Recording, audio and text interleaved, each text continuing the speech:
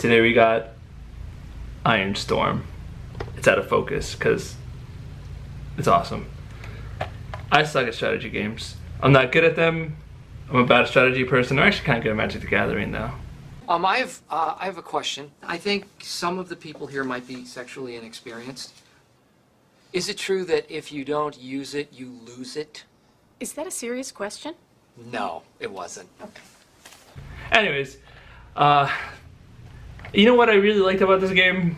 I'd grab a cup of coffee and then I'd just sit there for about an hour playing the game, reading the details, or not reading the details too much, but knowing what weakness affects what weakness, and I'll explain what I mean in the video. But overall, it's a really slow game, but like it's not boring, if that makes any sense, because of the cool little animations that you have going on, and just overall everything in the game just really kind of came together into a really unique kind of strategy game. But I had doubt when I first when I saw the game, and I've seen videos of it. I had doubt because I was like, oh man, I don't know if this looks like it's for me. But I was like, you know what, on my journey to play the greatest Saturn games, I was like, fuck it, I gotta play it. And I mean, it didn't look too bad because, like I said, I'm not a big strategy guy, but I mean, I am and I'm not. It just varies. So I popped it in, and it's really confusing at first. But I mean, even now, I still don't know everything because it's really complex. I think it's really complex, and you might be like, you're an idiot, and I'd be like, you're right.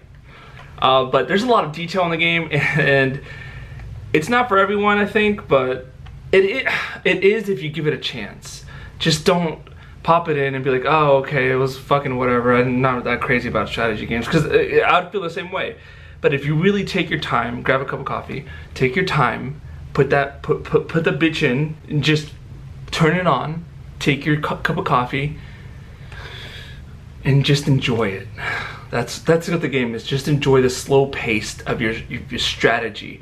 You're sitting there thinking, how the fuck am I gonna kill this motherfucker? And then you're like, oh well, if this beats this, I gotta use a certain aircraft, or I gotta my gas is low, supply, troops, conquer cities, things like that. Everything is just so slow paced, but it's really good. It's like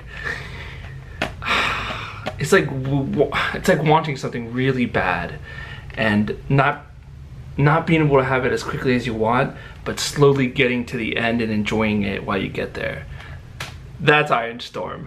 So without further ado, let's start the show.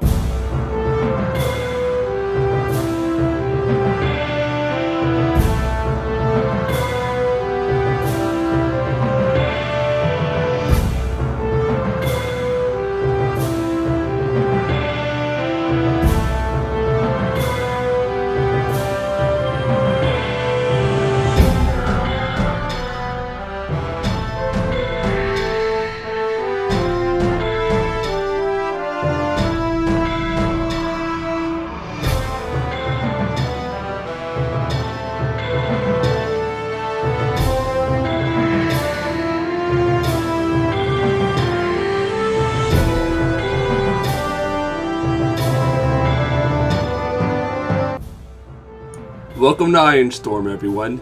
Lieutenant, what's our command? We're gonna be dropped into France, dressed as civilians. Once we're in enemy territory, as a bushwhacking guerrilla army, we're gonna be doing one thing, and one thing only. Killing Nazis.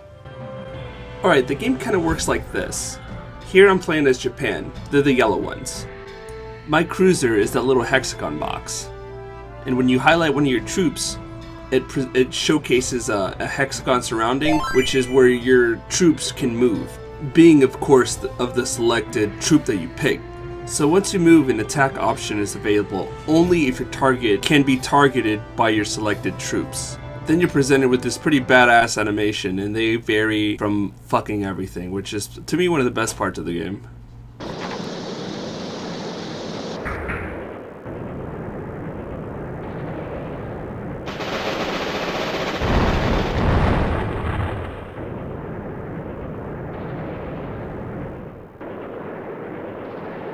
Tell me that wasn't badass. Let's watch a few more, because this is like the best parts of the game. Well, I mean, one of the coolest aspects of the game.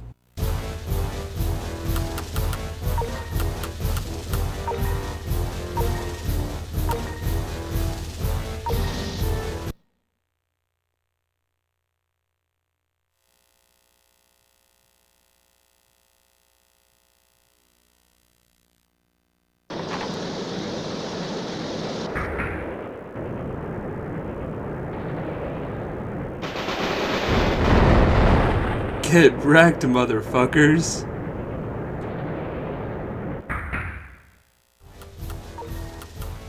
Some of the scenes can be pretty crazy. Like this one kind of goes like into a first person kind of view, and it's really, I don't know, really unique. I like it.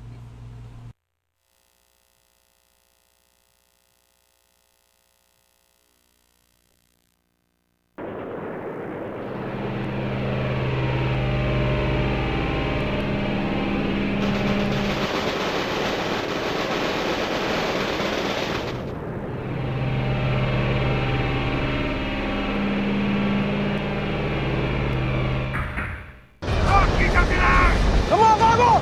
Motherfucking shoot him! Steady! Now! Forward!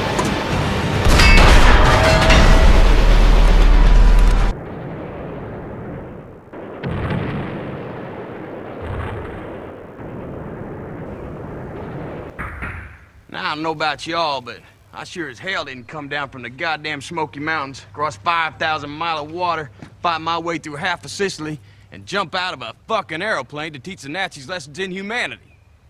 Nazi ain't got no humanity. The most important part of the game to me is this, the info screen. This is the screen you're going to be spending most of the time looking at. Well, at least I did, for sure, because I couldn't remember shit. Here you can see the strengths and the weaknesses of your highlighted object. For instance, it's got really good defense against battleships from the sea, with a high 50 and a low 10 for aircrafts. See? You can also see the weapons the tank carries. Now, depending on which one you arm the tank with, is depending on which number you're going to be looking at. The numbers I'm referring to are these on the right. Now, what I mean overall is here the 57 does 35 damage to tanks. You can tell because the little tank symbol things up here, the number underneath it is 35, all the way to the left is 57. Now if you have the 6.5 loadout, the damage would only be 15. So depending on which loadout you have, is depending what odds are better against what. And it just adds a whole new dynamic to it. It's really cool and interesting, and I think it really gives it a lot of flavor, and I enjoy sitting there reading and making sure I get full advantage of what I'm using. It's just really neat, and I enjoyed it. There's a lot to cover in this game, and I can't cover everything.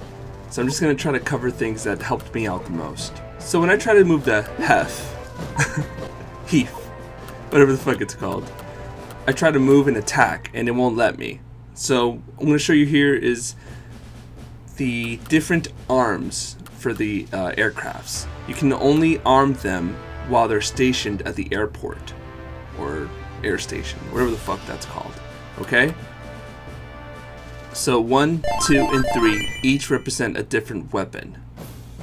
So now that I've changed the arm loadout, I can now attack, and you can choose your the weapon that you have here and move it down, because that's the weapon you have, and use it, and then it lights up the 2 enemies that you can hit now.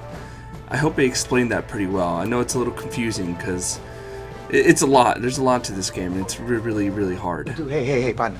Well, what are you whining about? You asked for this shit. No, I didn't. But you just quit whining like a bitch. I'm not whining like a bitch. You are whining like a bitch. Man, you about to cram like 10 years of pimpage into one day. I don't want to cram pimpage. Partner, after that, you on my level. Come on.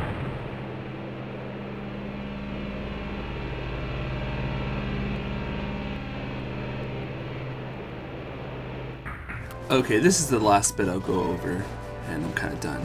Here are the cities. Here you can create the your ground-based troops, tanks, support trucks, artillery, the works.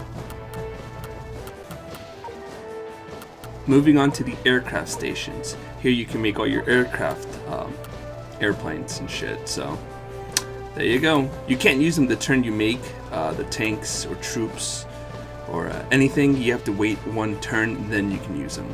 Each and every man under my command owes me 100 Nazi scalps. And I want my scalps.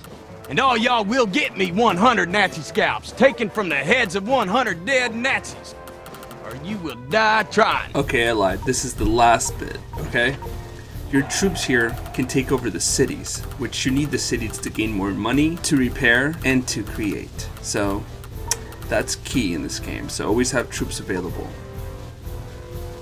There's still a lot, and I mean a lot, to talk about. I could go on for maybe another 20 minutes, maybe 30, but I'm gonna let you discover the rest. I covered some parts that were kind of important, at least to me. They were really important as far as like what weapon does how much damage, how to create the cities, help you repair, get money, troops take over cities, things like that. All those things were, to me, the most helpful things. Just don't forget to always check your info screen before you move any of your troops.